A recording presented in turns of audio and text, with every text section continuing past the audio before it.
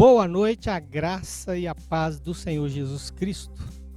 Nós estamos com você mais uma vez no nosso culto online, quando neste tempo não podemos nos reunir no templo de forma coletiva, pública, mas estamos nos reunindo nos nossos lares, onde a nossa casa se tornou uma igreja e nós queremos cultuar ao Senhor. E você que está conectado conosco através das nossas redes sociais, nós somos da Terceira Igreja Batista em Itabira e desejamos que você venha cultuar ao Senhor junto conosco nessa noite.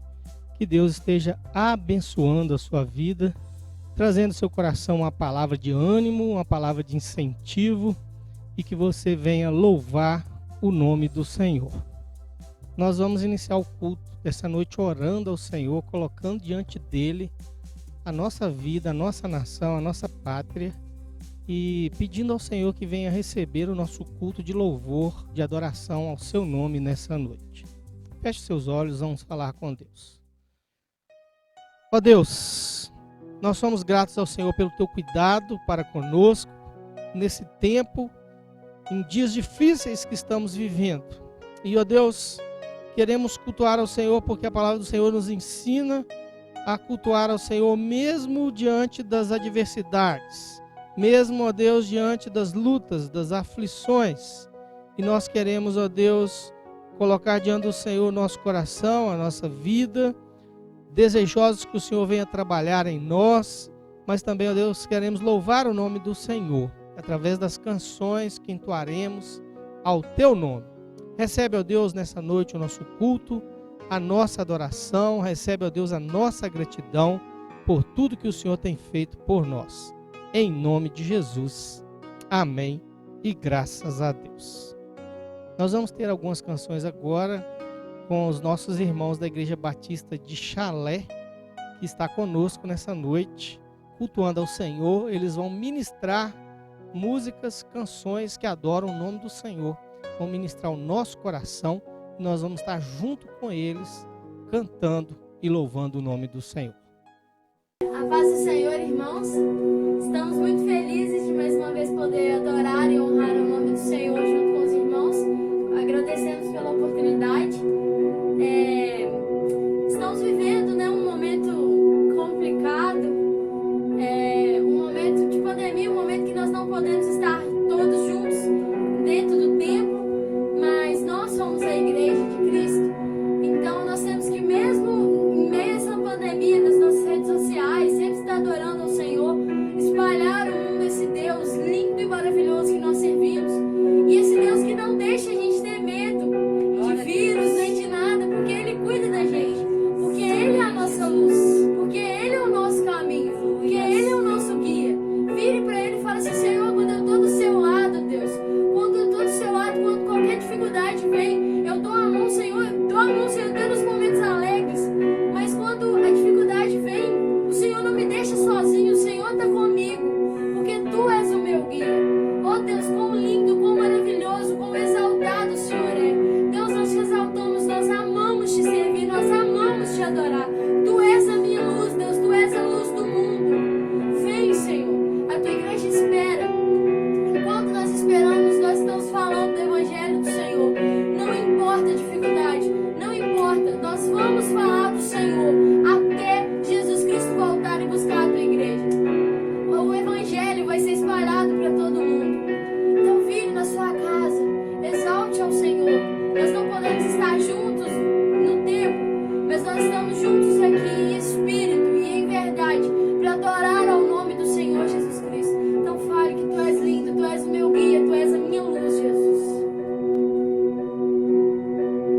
Tu és a minha luz, a minha salvação, e a Ti me renderei.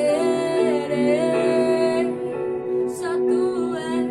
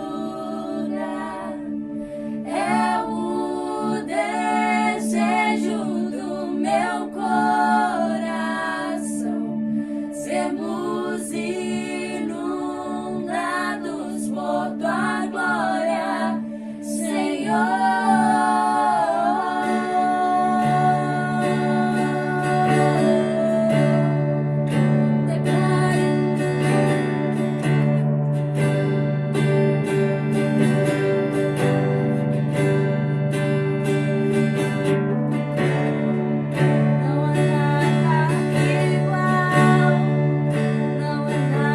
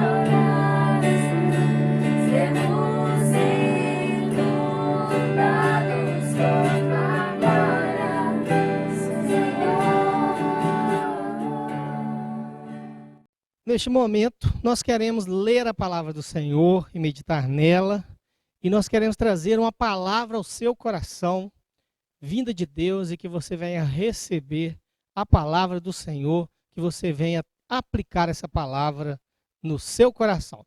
E nessa noite nós queremos pensar sobre o tema: a justiça de Cristo é a nossa esperança.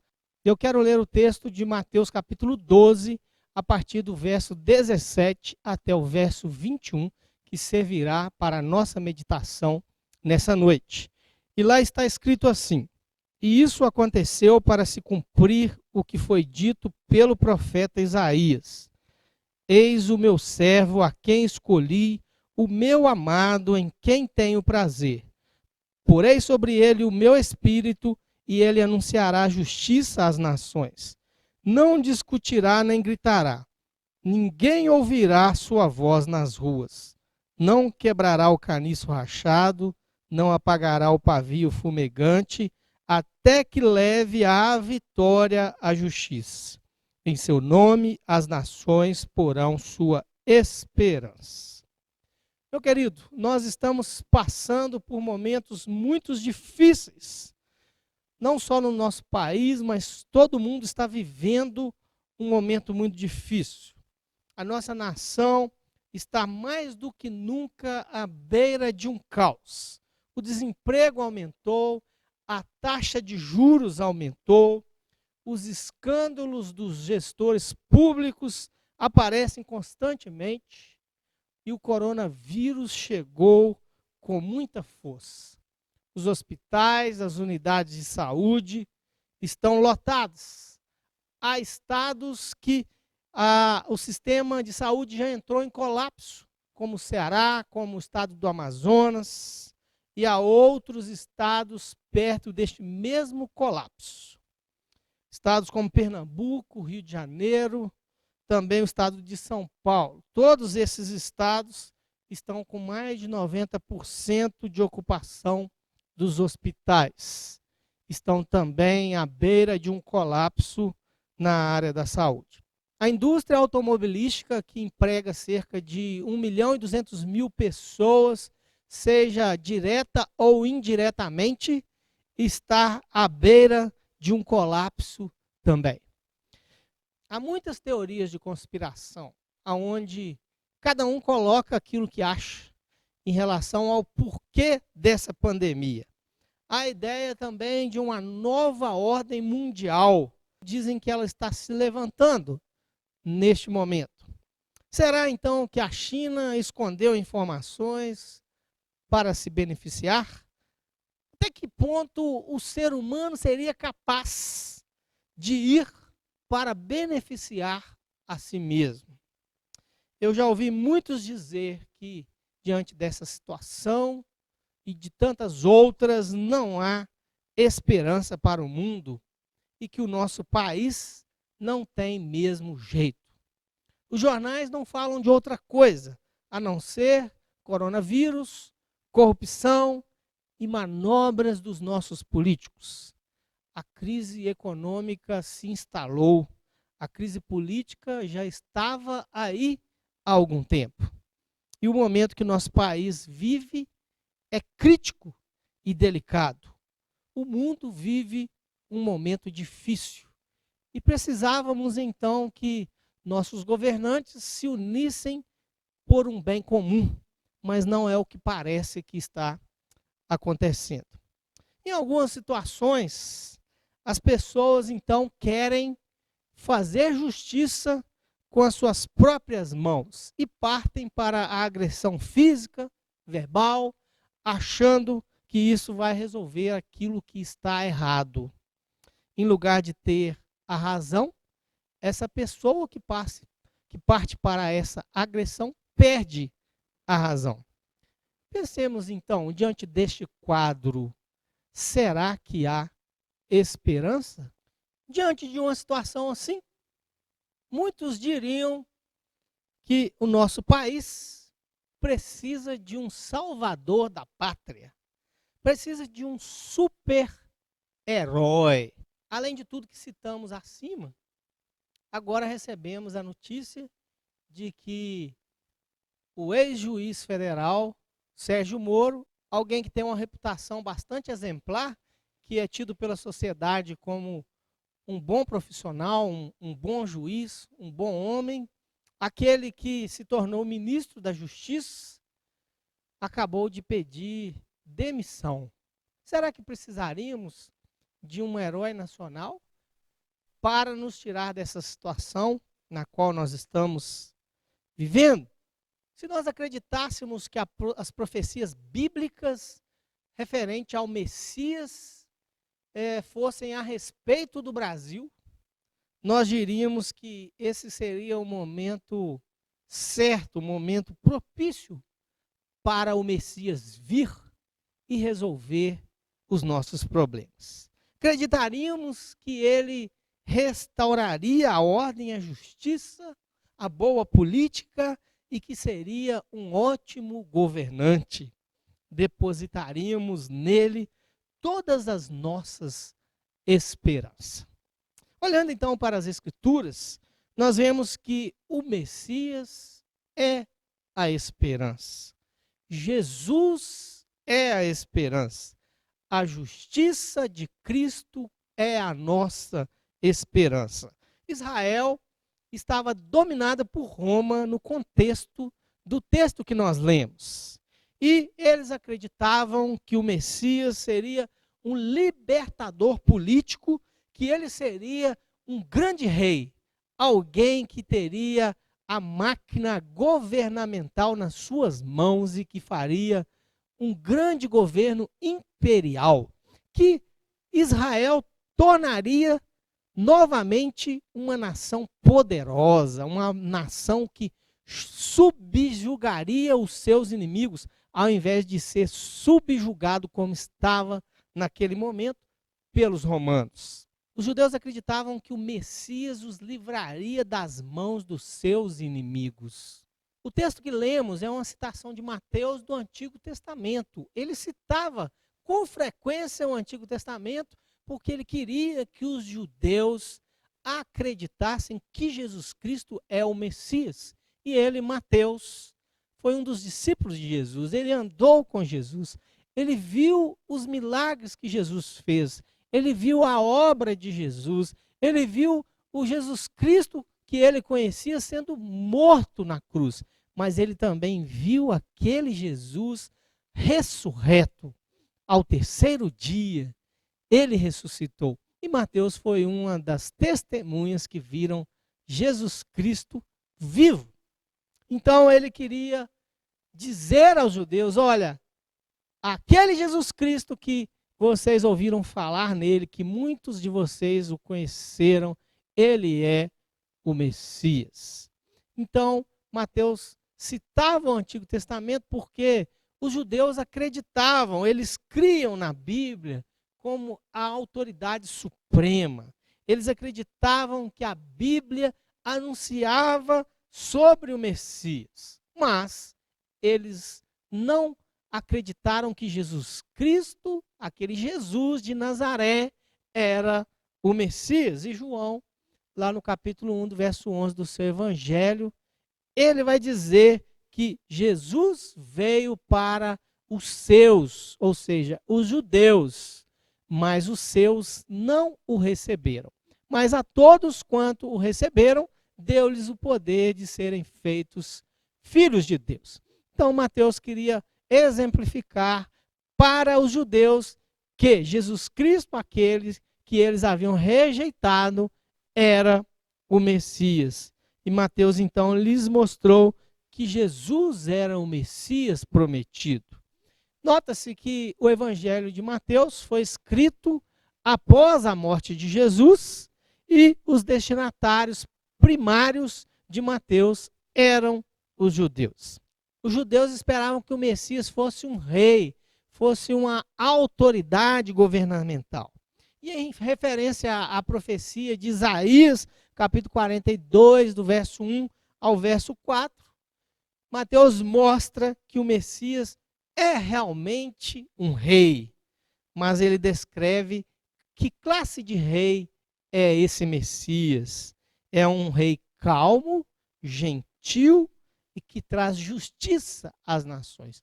O Antigo Testamento havia profetizado isso, só que os judeus não queriam enxergar aquilo que a Bíblia havia ensinado.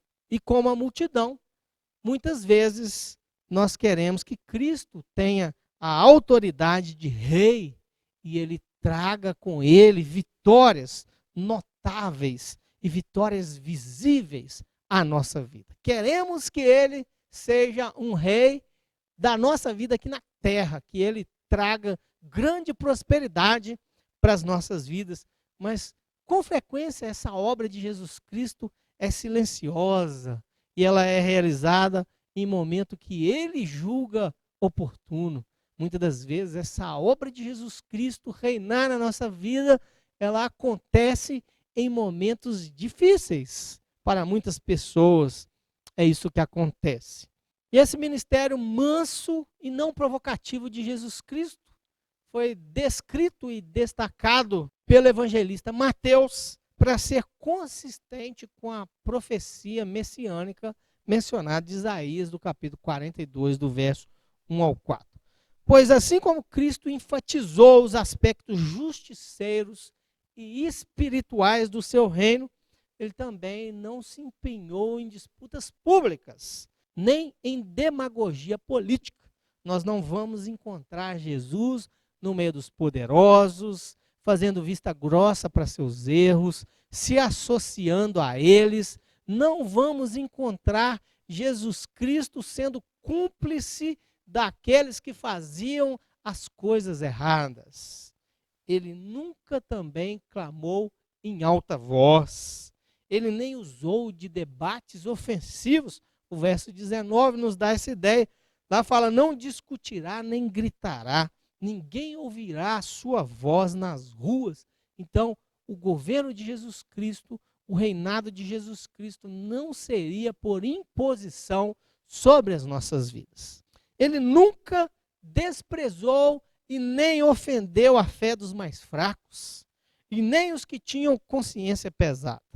Também não oprimiu os fracos de alcançar os seus desígnios. O verso 20, a parte A diz, não quebrará o caniço rachado. Isso significa que Jesus não esmagaria um galho que já estava esmagado. Isso é uma figura de linguagem para os mais fracos.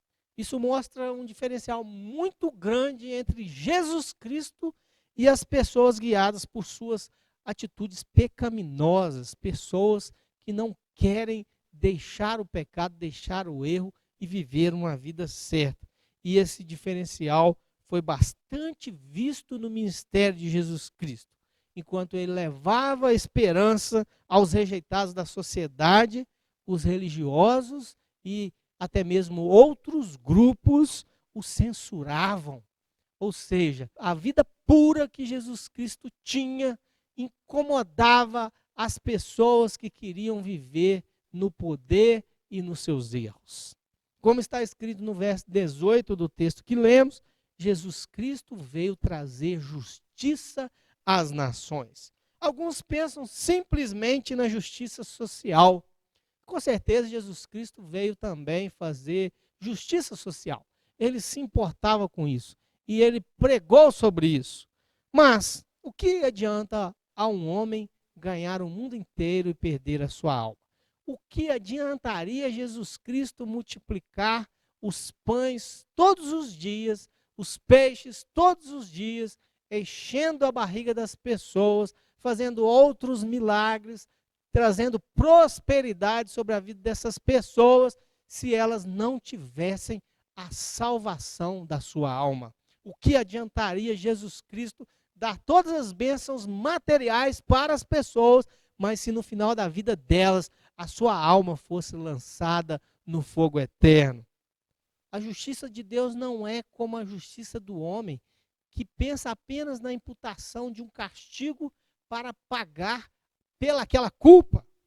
O homem olha ao injustiçado e deseja que aquele que causou injustiça, aquele injustiçado, pague por aquela injustiça, seja punido por aquela injustiça. Alguns pensam até na pena de morte por alguns erros cometidos pelas pessoas. Já Deus olha tanto para o injustiçado como para o injusto e deseja dar a eles um lugar de excelência no seu reino, contando que eles tenham fé em Jesus Cristo, se arrependam e mudem de vida. A maneira de Deus, então, fazer justiça é bem diferente da justiça que é feita pelo homem. Deus dá o seu Filho para pagar pelos erros dos condenados, livrando eles da sua culpa. Essa é a justiça de Deus. Que justiça mais diferente. Jesus Cristo é a justiça de Deus. Jesus Cristo justifica o pecador arrependido. A justiça de Deus sempre existiu e sempre existirá. Mas haverá um dia que essa justiça triunfará. Muitos podem pensar hoje que Deus não está fazendo nada, que Deus está deixando as injustiças acontecer, que Deus virou as costas para o mundo, mas Deus continua governando. Tudo está debaixo das suas mãos. Ele faz com que tudo concorra para o seu propósito. O homem não pode frustrar os planos de Deus. No dia que Jesus Cristo voltar, ele virá em glória. E todos aqueles que entregaram a sua vida a ele, que tiveram as vestes lavadas no seu sangue, receberão a justiça de Cristo. Serão justificados, serão declarados justos, não porque são perfeitos, porque são santos, mas porque Jesus Cristo pagou pelo seu pecado. E estes resolveram acreditar em Jesus. Resolveram confiar que o sacrifício que ele fez na cruz é suficiente para lavá-lo dos seus pecados. Nós vemos isso com um dos ladrões na cruz. Um deles zombou de Jesus Cristo e falou: olha, se você realmente é o Cristo, é aqueles que eles estão falando, se você é o rei dos judeus, desça dessa cruz, salva-te a ti mesmo e salve a nós também. Mas o outro ladrão viu e reconheceu que aquele homem que estava ali não merecia estar ali, que aquele homem não tinha culpa para estar ali. Reconheceu que aquele homem era o Filho de Deus, reconheceu que aquele homem era o rei, e então ele fala com Jesus: lembra-te de mim quando entrares no teu reino. Ou seja, ele reconheceu quem Jesus Cristo era e que Jesus Cristo poderia fazer algo por ele. E Jesus Cristo, então, conhecendo o coração daquele homem, ele diz: meu querido, hoje mesmo estarás comigo no paraíso, porque eu estou morrendo aqui para pagar pelo seu pecado. É isso que Jesus faz. Ele nos justifica, ele nos declara justo. Jesus, então, é a única esperança para nós, é a única esperança de justiça para as nações. A única forma de sermos perdoados é confiarmos no seu sacrifício, confiarmos na sua obra, confiarmos no que ele fez para que nós, pecadores, fôssemos salvos. Jesus, então, veio como Salvador, ele assumiu o nosso lugar na cruz, ele entregou a sua vida para que nós pudéssemos ser perdoados. Hoje, Jesus Cristo está à destra de Deus. Ele está lá junto do Pai, à sua direita, como nosso advogado, como João diz lá na sua primeira carta, no capítulo 2, o verso 1, a parte A. Ele diz: se alguém pecar, temos um advogado para com o Pai, Jesus Cristo, o justo. Ou seja, aquele que é justo, que nele não pode ser encontrado pecado, ele intercede por nós junto ao Pai. E quando o diabo vai diante de Deus, o Pai, nos acusar, Jesus Cristo diz ao Pai: olha, eu morri no lugar dele, foi por ele que eu me entreguei, eu levei o pecado dele sobre mim, para que ele pudesse ser perdoado, e ele crê em mim como o seu Senhor e o seu Salvador. Jesus Cristo, então, intercede por nós, Jesus Cristo nos defende e diz que o preço que precisava ser pago já foi pago, porque o salário do pecado é a morte. E Jesus Cristo morreu no nosso lugar. E então ele pode nos defender diante do Pai. Então esse é Jesus Cristo hoje. Ele é o nosso advogado. Mas, meu querido, um dia ele virá. Ele virá pela segunda vez aqui a essa terra. Mas ele não virá agora, então, como o Salvador que há de morrer na cruz, porque ele já fez isso por nós. Ele virá como justo juiz. Ele virá como aquele que morreu no nosso lugar. E aqueles que não reconheceram isso, não terão esta obra, o efeito dessa obra sendo aplicada na sua vida. Na segunda carta de Paulo a Timóteo, capítulo 4, o verso 1, Paulo diz: conjuro-te, pois, diante de Deus e do Senhor Jesus Cristo, que há de julgar os vivos e os mortos na sua vinda e no seu reino. Paulo está dizendo aqui: olha, Timóteo, Jesus Cristo, ele virá julgar os vivos e os mortos. Aqueles que morreram também serão julgados, mas aqueles que morreram sem Cristo, porque a Bíblia fala que já não há nenhuma condenação para aqueles que estão em Cristo Jesus. E o próprio Jesus fala lá em João capítulo 5, verso 24, quem ouve as minhas palavras e crê naquele que me enviou, tem a vida eterna, não entra em condenação, mas já passou da morte para a vida.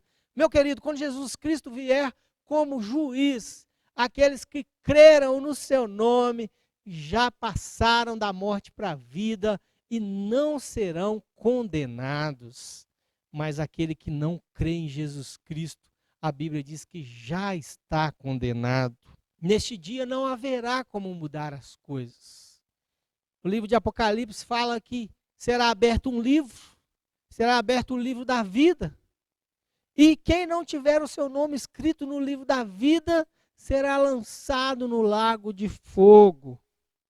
Aqueles que não se arrependeram e não confiaram em Jesus Cristo, não terão o seu nome escrito no livro da vida.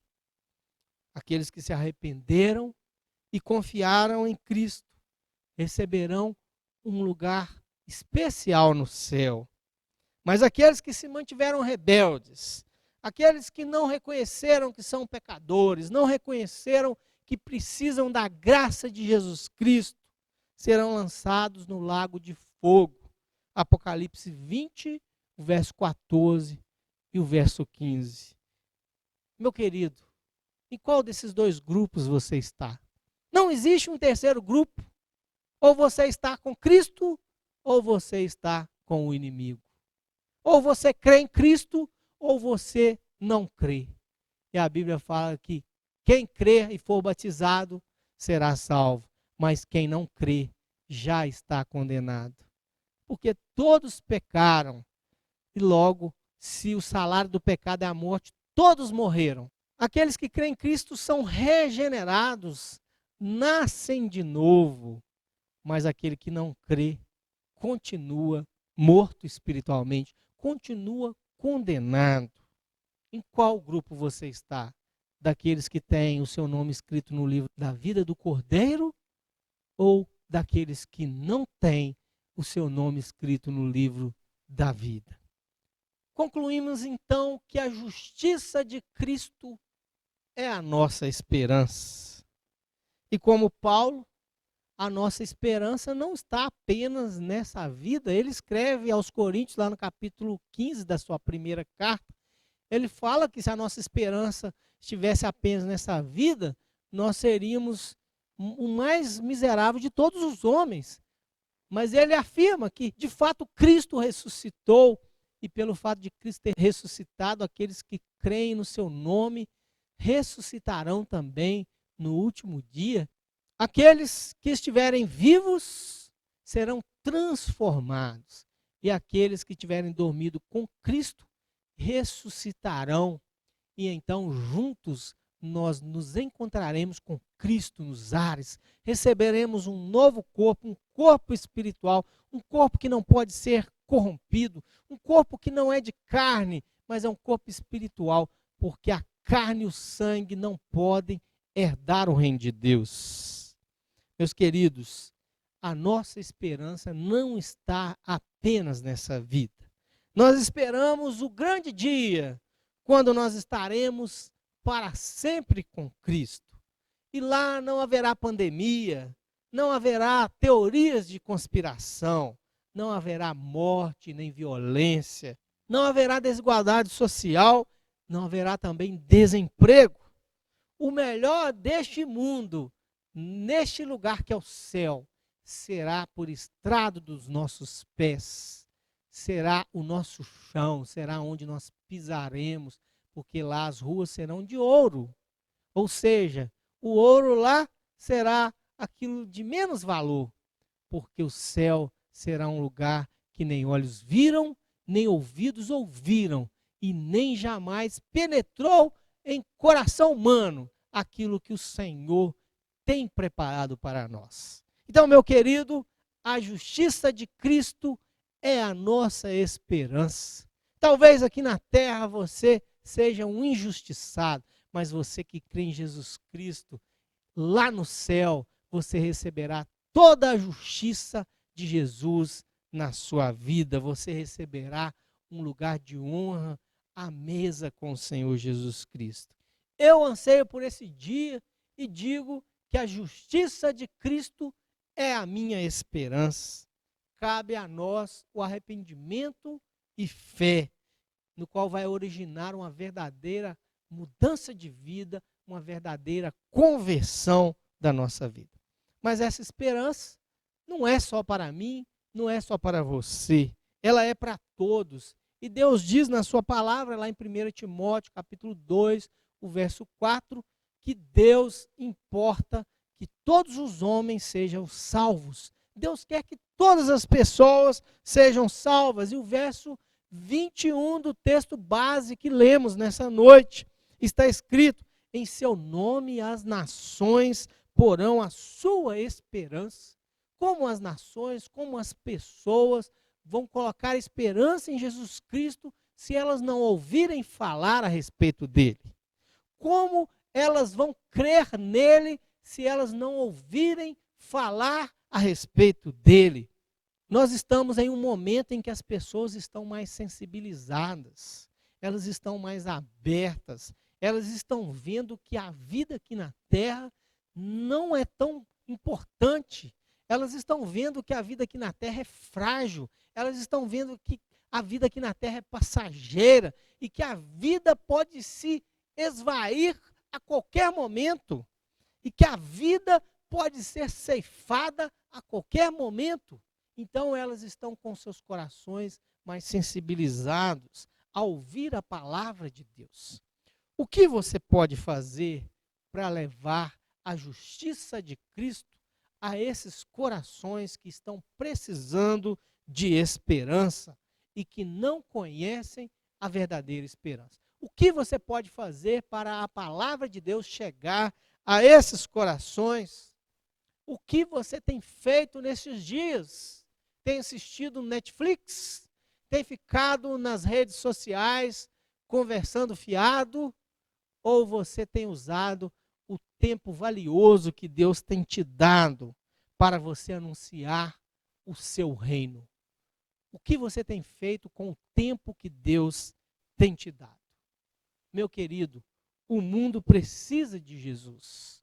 Nós precisamos de Jesus. Saia do seu comodismo, saia do seu marasmo espiritual, saia da sua zona de conforto e anuncie a justiça de Cristo. Justiça essa que perdoa o maior dos pecadores, se ele assim crer no Senhor Jesus Cristo. Paulo diz que ele era o pior dos pecadores, porque ele havia perseguido a igreja de Cristo. A justiça de Jesus pode justificar qualquer pessoa. Então anuncie essa mensagem e você mesmo tome posse dessa mensagem na sua vida a cada dia. Não confie na justiça do homem, mas confie na justiça de Deus, porque Deus fará com que a sua justiça seja aplicada na vida de todo aquele que reconhecer Jesus Cristo como seu Senhor, como seu Salvador. Eu quero te convidar nesse momento a você orar, você abaixar a sua fronte, você fechar os seus olhos e você colocar diante de Deus a sua vida, a sua família, a nossa nação. Vamos orar em nome de Jesus. Ó Deus, nós agradecemos ao Senhor por mais uma porção da tua palavra. Ó Deus, agradecemos porque Jesus Cristo é a nossa esperança. A justiça de Jesus Cristo é a nossa esperança. Ó Deus, quando olhamos para um mundo corrompido, um mundo, ó Deus, cheio de ganância, cheio de inveja, cheio de egoísmo, ó Deus, um mundo na qual muitos dos nossos governantes não fazem aquilo que é o bom, que é o bem para o povo. Ó Deus, onde muitos governantes querem apenas se enriquecer. Ó Deus, quando vemos esse mundo, às vezes ficamos a pensar, será que há esperança? Mas, ó Deus, a nossa esperança não está aqui nessa vida. A nossa esperança está na vida eterna. E a nossa esperança é Jesus Cristo, porque Ele é a vida. Ele é o caminho, Ele é a verdade e Ele é a vida. E, ó Deus, cada coração nessa noite que ouviu a Tua palavra, que entendeu a Tua palavra, entendeu, ó Deus, a necessidade de anunciar esse reino, entendeu também, ó Deus, a necessidade de acreditar nesse Jesus Cristo, nesse Rei, nesse Messias, que há de trazer a sua justiça sobre as nações. Que este coração, ó Deus, que nesse momento ora, que reconhece o Senhor, que reconhece a soberania e o senhorio do Senhor Jesus Cristo, que esse coração, ó Deus, venha ser fortalecido na Tua palavra, que esse coração, ó Deus, venha sair do seu comodismo, da sua zona de conforto e venha declarar que Jesus Cristo reina, que Ele é o Senhor, que Ele é o Salvador, mas que Ele voltará como justo juiz e Ele levará para morar com Ele somente aquele que tiver o seu nome escrito no livro da vida. Ó Deus, fortalece aqueles corações que se rendem nessa noite diante do Senhor. E, ó Deus, fortalece aqueles também que sentem a necessidade de anunciar essa palavra. Ó Deus, que estão vendo que podem usar o seu tempo para uma melhor coisa, que é anunciar a Tua palavra, que podem aplicar o seu tempo de uma maneira mais bem aproveitada, usando, ó Deus, as suas redes sociais, usando, ó Deus, o telefone, usando, ó Deus, as mais diversas formas de comunicação para anunciar o reino de Jesus Cristo. Ó Deus, agora nós oramos pela nossa nação. Ó Deus, que o Senhor venha sobre nós, venha sobre nossos governantes, que o Senhor dê a direção aos nossos governantes, que o Senhor, ó Deus, abençoe os profissionais da área de saúde, ó Deus, que o Senhor cuide deles. Nós te pedimos, Pai, por favor, que o Senhor esteja protegendo os médicos, os assistentes, os enfermeiros, os auxiliares de serviços gerais, todos aqueles que trabalham, ó Deus, na área da saúde, mas também, ó Deus, oramos pelos demais, por aqueles que transportam os alimentos, por aqueles, ó Deus, que trabalham nos serviços essenciais, como supermercados, farmácias e tantos outros lugares, ó Deus, cuide deles, cuide também, ó Deus, daqueles que estão ficando em casa, cuide daqueles que ainda estão trabalhando, ó Deus, e que o Senhor possa estar, em nome de Jesus, derramando sobre eles a Tua bênção. Ó Deus, nós pedimos ao Senhor que venha usar, Pai, cada pessoa que está incumbida da área da saúde, o ministro da saúde e aqueles que estão assessorando ele. Ó Deus, que o Senhor esteja dando a direção para os governadores estaduais, para os secretários de saúde estaduais, para os prefeitos. Ó Deus, que todos eles tenham a direção do Senhor para que venham fazer a coisa certa. E, ó Deus, nós oramos também, ó Deus, por aquelas pessoas que estão passando por algum problema financeiro, problema, ó Deus, físico, de saúde, por aqueles, ó Deus, que estão enlutados por perder um ente querido. Ó Deus, que o Senhor possa trazer o teu conforto sobre essas famílias, que o Senhor possa trazer o bálsamo do Senhor sobre eles, que o Espírito Santo do Senhor venha fazer essa obra. Ó Deus, em nome de Jesus, nós te pedimos que o Senhor nos ajude como igreja a sermos atuantes nesse momento, a sermos relevantes neste momento. E, ó Deus, que nós possamos estender a mão para aqueles que estiverem necessitados. Ó Deus, abençoe os nossos vizinhos, nossos familiares, abençoe a nossa cidade de Itabira, abençoe, ó Deus, aqueles corações que ainda não reconheceram Jesus Cristo e, ó Deus, que estão caminhando para o caminho da perdição. Ó Deus, use-nos para levar a tua palavra. E, ó Deus, continue abençoando a Terceira Igreja Batista em Itabira, que nós possamos permanecer firmes, unidos na tua presença e possamos levar a mensagem do reino de Jesus Cristo, da sua justiça a todas as pessoas que o Senhor nos der a oportunidade. Nós oramos ao Senhor nessa noite, agradecidos em o nome do Senhor Jesus. Amém e graças a Deus. Agradecemos a você que está cultuando conosco por meio das nossas redes sociais e queremos convidá-lo a continuar junto conosco, clamando pela nossa nação, clamando pelo nosso planeta, pelas nações, pedindo ao Senhor que venha intervir de maneira sobrenatural e que Ele venha fazer cumprir a vontade dEle nesse tempo, porque nós cremos que Deus não foi pego de surpresa, Ele já sabia de tudo isso. Vamos orar para que Deus também abençoe, para que tão logo possamos nos reunir, estar juntos no templo, cultuando ao Senhor, adorando ao Senhor como corpo de Cristo. Que Deus abençoe a sua vida, a sua família, e quinta-feira estaremos juntos novamente por meio das redes sociais, cultuando ao Senhor. Que Deus abençoe a sua vida. Nós vamos ter ainda uma canção com nossos irmãos lá de Chalé, da Primeira Igreja Batista de Chalé, da cidade de Chalé, Minas Gerais. Eles estarão ministrando mais uma canção e assim estaremos encerrados. Que Deus abençoe a sua vida em nome de Jesus. Eu não consigo entender o que eu fiz pra merecer